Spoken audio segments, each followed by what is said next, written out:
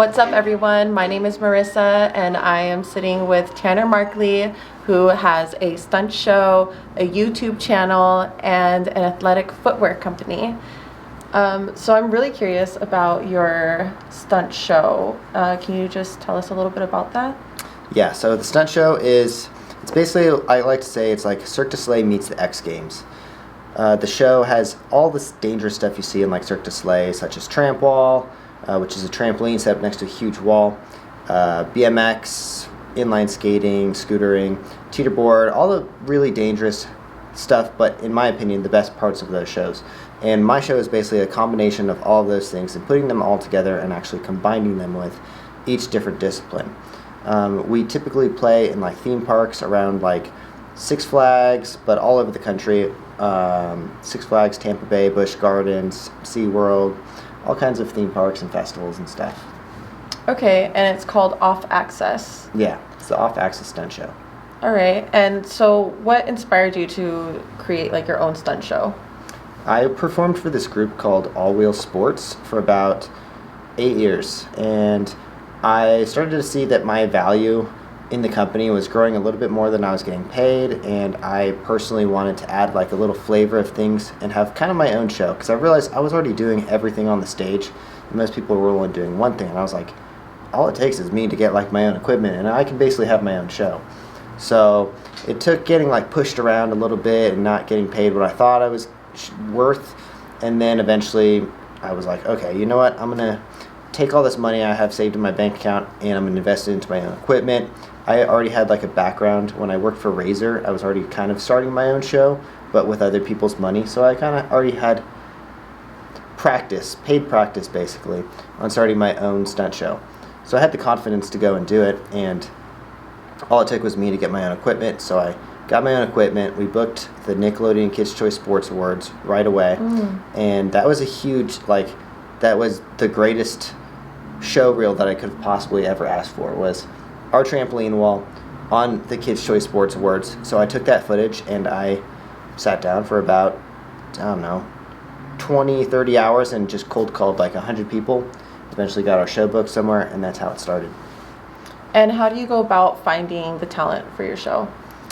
About finding the talent, that's interesting. Most people I just know through training, through hanging out with friends. I find it, or I tell myself that it's basically me going to work when I go to these acrobatic parties and circus meetups and all this kind of stuff. Whenever someone asks me, hey, do you want to go to this party? I always say yes, no matter what. So I end up at all the parties, but that's where you meet all the people, and that's how you network, build your brand, get to know everyone. And a lot of people, I would say I meet at either parties or sometimes through Instagram. And if I ever see someone who's very athletic and looks like they're doing very well, I follow them on Instagram, so I kind of can keep tabs on people and see what they're doing. And then if that position opens up later, like if we need a break dancer, for example, we just needed to hire a break dancer for Six Flags, and I had been following this one that I saw at one of the shows, like 8 or 9 years ago, and I just reached out to him and I was like, hey, we have a position open, we've never met, but do you want to work for Six Flags? And it's just like, it's totally random how we meet people. How long have you been doing this for, your own stunt show? I started my own stunt show in 2017. Towards the end of I believe Nickelodeon was in July of 2017. So that was basically the first time we put on the show. And it's been running pretty solid since, except for that little hiccup in 2020. So you have all the equipment and you travel with it? How does that all work? Yeah, so it depends on which park we're doing or which festival or which event, basically. So we just did the Science Festival about 2 or 3 days ago here in Las Vegas. Basically what I do is I put all of the pieces from our show onto my trailer. We show up. I have already choreographed a routine. I will write down a whole entire list of what we're going to do at what times. The whole thing will be choreographed. We'll show up. We'll set up the entire equipment and rehearse a little bit, and then there's the show. That's how it goes. How big is your crew? It depends on the show. So the biggest show we've done had 7 people in it. 7 people and 6 different acts. And that lasts about 25 to 30 minutes. So 6 to 7 people is about the biggest, but it is usually 3 or 4 people. And is that the standard time, like 25, 30-minute shows? Yeah, it depends. So sometimes we just implement, if we're getting hired by a bigger show, sometimes we'll take our show and split it up into like 3 5-minute acts, and it'll be different portions of their show. Or if it's just our show, it is typically like what festivals hire us for is just having like a 30-minute side show for like right next to a carnival or something that goes on every few hours. And how long were you training for? Like, what was your training process before you finally got to the level of being able to perform? It was going to the skate park and smacking my face over and over and over. Like, so in where I come from a pro scooter background. I rode BMX and inline skates and all the dangerous stuff in the skate park. There's no coaching. There's no right or wrong way of doing anything. It's just kind of a free-for-all. And I became one of the best in the world, and I eventually got sponsored by Razor. Razor then paid me to travel the world and compete and just practice over and over, and then eventually getting into shows. After around like 10 years, I was considered a professional. I've been doing it for probably around like 22 years. Wow. Yeah. Wow. And what are some of the challenges that have come to you being in this industry, in the entertainment, and starting your own show, the practices? Yeah, so there's a few challenges. I would say money is one, because most skate kids don't save up a ton of money, and the equipment that we're using is very expensive. I've become a master of getting personal loans out, paying them back and getting bigger personal loans, so that's how I solved that problem. COVID was a huge speed bump, because we had about 9 months of shows scheduled, and they all disappeared. And realizing that shows come and go and they're not consistent, and they can just disappear a day or two before the show's actually supposed to happen, and just having different sources of income has probably been the way to get around that, because when that speed bump came in and I was not prepared, I didn't have other sources of income coming in, I was like, uh-oh, I just lost all of the money that I thought I was going to make this year. That was probably the biggest one, was COVID and making everything disappear. And is that what led into you starting your athletic footwear? Yeah, so I had already actually started an athletic footwear company. It was nowhere what it is now, though. COVID was definitely it was a quick speed up for that business, because it started off as just kind of like I had a bunch of shoes and I was selling them. We were selling them here and there, maybe like 1 or 2 sales a week. Wasn't doing the greatest. I was about to just fail the company, and then COVID came around and it was like, well, if shows are gone, shoes sounds like a much more better idea, because everyone's going to always have to wear shoes, and that's not going to just disappear. And fortunately, around that time, I sponsored my favorite UFC fighter. His name is Tony Ferguson, and he is very, very famous. So just him being a part of the company really put us on the map and started selling the shoes. He has a signature shoe through us, so that really sped up the business, and now it's actually a decent sized business. But before that, it was just kind of selling 1 or 2 pairs of shoes to my friends here and there. And what kind of athletics is the footwear for? Is it for the tramping and the yeah, so skating? it started off as an acrobatic footwear company. Our acrobatic footwear is very similar to wrestling shoes, which is why it worked out for Tony, who's a UFC fighter. He trains in them. So the acrobatic shoes, they look like wrestling shoes. They have a slightly wider base, and that's so you're less likely to roll your ankle. There's not really any time you want your ankle to be sideways if you're doing flips and stuff. So we made the shoes a little bit wider, and we just came out with the skate shoes. These are the ones that I'm wearing.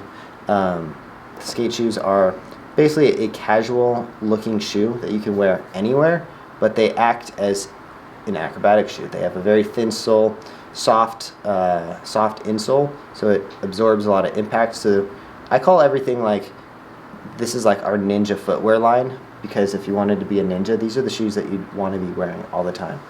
And I tried to just keep them different than other brands. We sponsor MMA, we sponsor Pro Scooter, Acrobatics, and those three sports are something that no one else is really.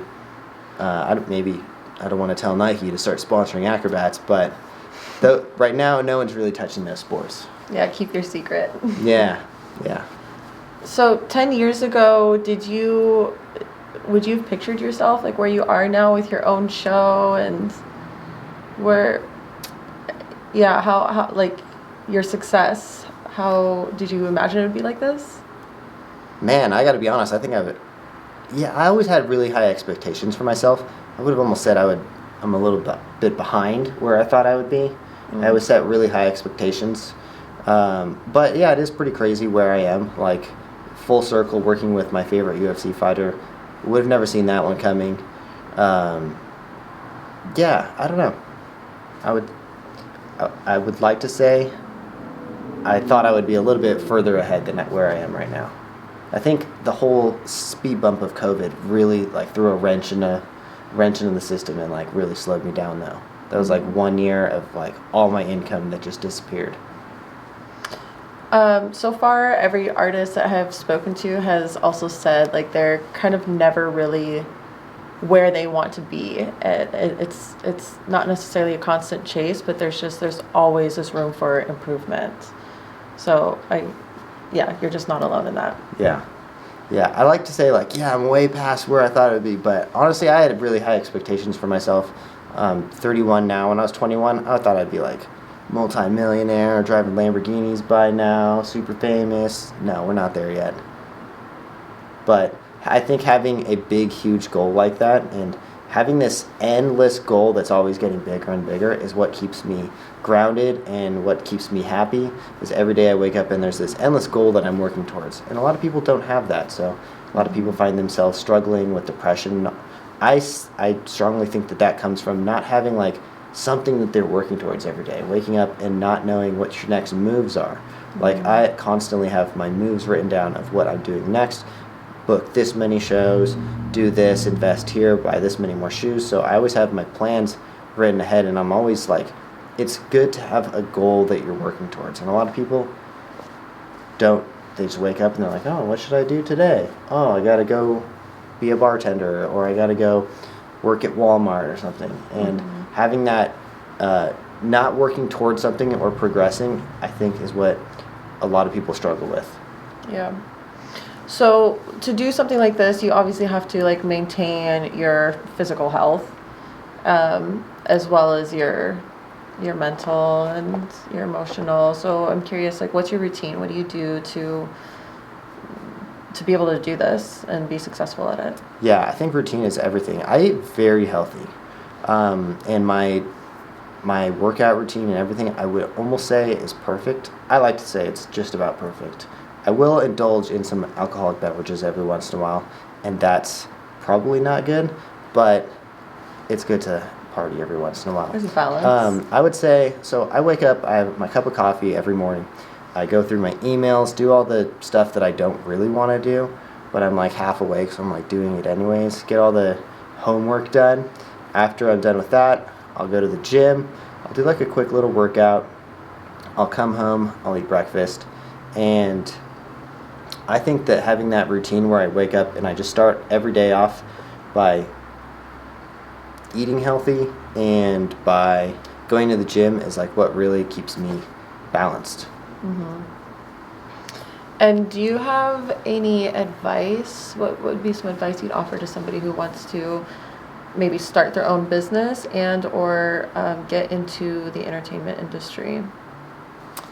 So I tell a lot of people, it depends on where they're coming from. If someone's coming from a normal W-2 job, a lot of people don't have the determination and will to schedule themselves. I'm a firm believer that dipping your toes into the side hustle gigs like DoorDash and Uber Eats and Uber and starting to practice, because that is running your own business.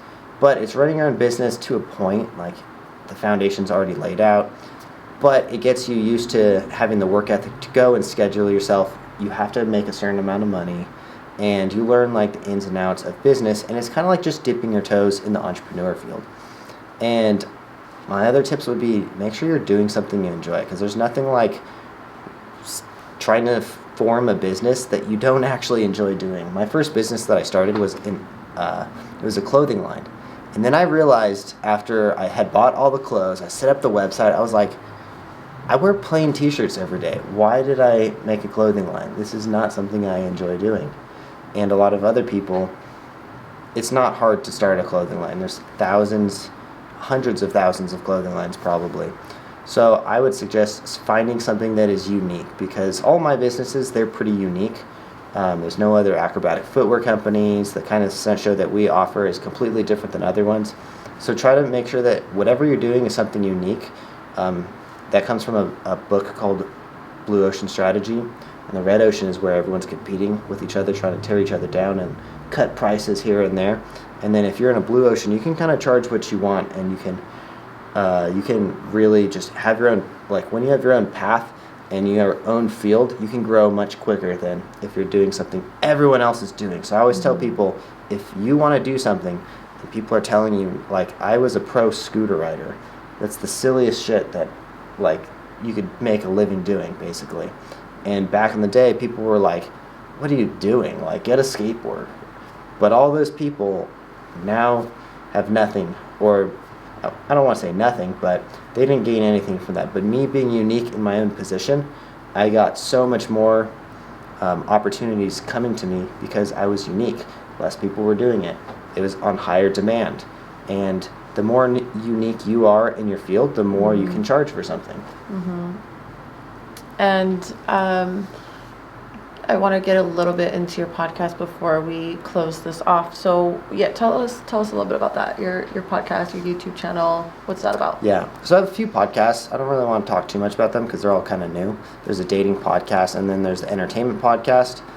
Those are just kind of like side things that we do a little bit. But my YouTube channel is something I post YouTube videos every single day. It is about side gigs and like entrepreneurship. It's just kind of like all the lessons that I learned. I just want to kind of write them down as like a notepad and tell other people. So it's like just warning them, hey, there's a hole in the road here. Don't go there. Like little things that I learned, I want people to know so that way they don't have to make those mistakes. And it started off as just like, I would say it was acrobatics and like trampoline wall and all kinds of crazy stunts. And then it turned into, I made a couple videos on like how to make more money on Postmates. When I was first starting my business, Postmates and DoorDash were how I funded my life. So that way I didn't have to take any of those, like the profits from those shows or the shoe company and pay myself. Because I knew that if I was paying myself, those businesses were not going to grow. So every day when I was done working at my office, I would go out and I'd do Postmates and stuff. And then I realized there's no tips videos, like how do you make more money? So I gave my best tips and stuff. That video took off, and I was like, well, like any logical person, I'm gonna start making a bunch of Postmates and DoorDash videos. So I basically started just doing that and just helping people out here and there and helping people get past doing little side hustles and growing maybe a business of their own, or just sometimes today we talked about fitness tips and stuff and how to lose weight. Just like it's kind of turned into people just ask me questions through my email, and I'll answer them and just give out the best tips and advice I possibly can. Nice. I like hearing the evolution of it, how it started and now what it's turned into.